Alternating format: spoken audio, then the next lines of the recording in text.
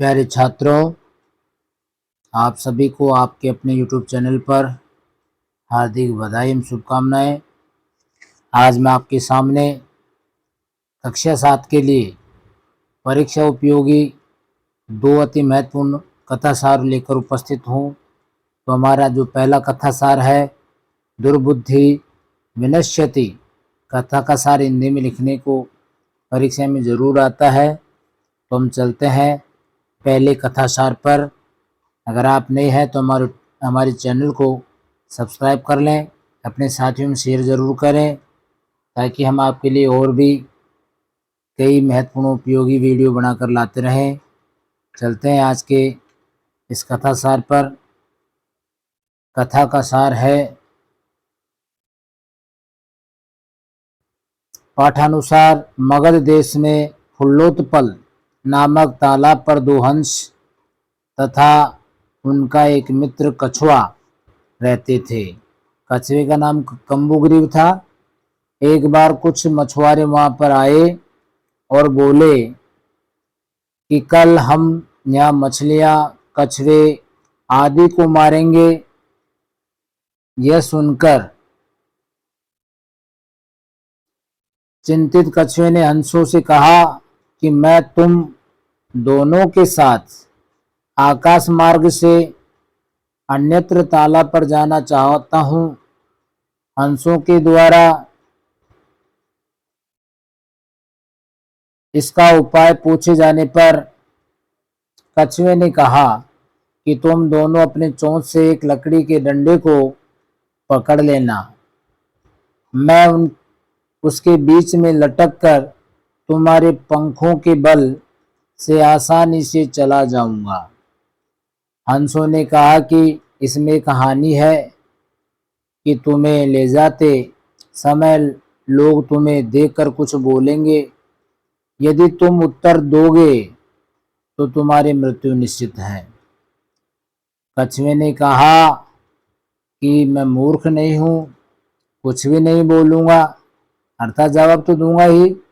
इस प्रकार लकड़ी के डंडे पर लटकते हुए तथा हंसों के साथ आकाश में उड़ते हुए कछुए को देखकर ग्वाले उसके पीछे पीछे दौड़ने लगे और उसे मारकर खा जाने के विषय में विविध प्रकार से बोलने लगे। तभी क्रुद्ध हुए कछुए ने अपने मित्रों को दिया गया जो वचन है उसको भूलकर ग्वालों से कहा कि तुम राख खाओ। उसी क्षण कछुआ भूमि पर गिर पड़ा और ग्वालों के द्वारा मारा गया।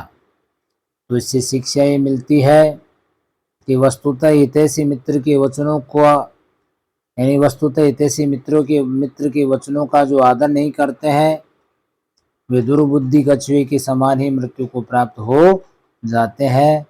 तो कहने का मतलब है कि हमारे मित्र के अगर हितकारी वचन है तो हमें स्वीकार करना चाहिए।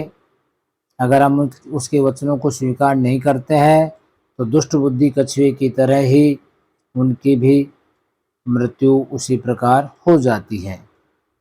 तो इस प्रकार आप इस कथा सार को एक बार नहीं अनेक बार देखें और परीक्षा की तैयारी के लिए इसको अच्छे से और 2-3 बार देख करके या लिख करके तैयार कर लें। दूसरा जो प्रश्न आता है ये भी कथा सार है, समवायो ही दुर्जय। इसका कथा सार भी हिंदी भाषा में परीक्षा में पूछा जाता है। तो हम चलते हैं इस दूसरी कथा सार पर।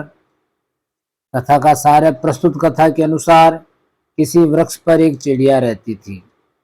एक बार किसी मदमस्त हाथी ने उस वृक्ष के नीचे आकर उसकी शाखा को सूंड से तोड़ दिया, जिससे चिड़िया का घोंसला धरती पर गिर गया और उसके अंडे नष्ट हो गए। इसके बाद वह चिड़िया विलाप करने लगी। उसका विलाप सुनकर काष्ठकूट नामक पक्षी, जिसे हम कठफोड़वा कहते हैं, उसके दुख का कारण पूछा। चिड़िया ने कहा कि एक दुष्ट हाथी ने मेरी संतान को नष्ट कर दिया है। उस हाथी की मृत्यु से ही मेरा दुख दूर होगा। काष्ठकूट चिड़िया को वीणारवा नामक मक्खी के पास ले गया तथा मक्खी उन दोनों को अपने मित्र, जो उनका नाम मित्र था मेघनाद, मेघनाथ मत लिख देना, मेघनाद है, नामक मेंढक के पास ले गई। उनकी बात सुनकर मेघनाद ने कहा कि हे मक्खी, सबसे पहले तुम दोपहर को उस हाथी के कान में आवाज करना, जिससे वह नेत्र बंद करके रुक जाएगा, अर्थात एक स्थान पर ठहरा रहेगा। इसके बाद काष्ठकूट यानी कठफोड़वा अपनी चोंच से उसकी दोनों आंखें फोड़ देगा। इस प्रकार वह अंधा हो जाएगा। प्यास से व्याकुल होकर जब वह तालाब की ओर जाएगा तो रास्ते में जो बहुत बड़ा गड्ढा है उसके पास मैं बैठ जाऊंगा और आवाज करूंगा। उसी आवाज से वह गड्ढे को तालाब समझकर उसी गड्ढे में गिर जाएगा और मर जाएगा। इसके बाद वैसा ही किया जाने पर वह हाथी दोपहर में मेंढक की आवाज़ का अनुसरण करता हुआ उस गड्ढे में गिर गया और मर गया। इसलिए कहा गया है कि अनेक निर्बलों का भी समुदाय दुर्जय होता है। तो इस पाठ से यही शिक्षा मिलती है, अनेक निर्बलों का भी समुदाय दुर्जय होता है। तो इस प्रकार आप हमारे चैनल को सब्सक्राइब कर लें, अपने साथियों में शेयर ज़रूर करें ताकि उनको भी हमारे चैनल से मिलने वाला फ़ायदा या लाभ उनको प्राप्त हो सके। जब तक के लिए हम नया वीडियो लेकर आए। जय हिंद, जय भारत, नमस्कार।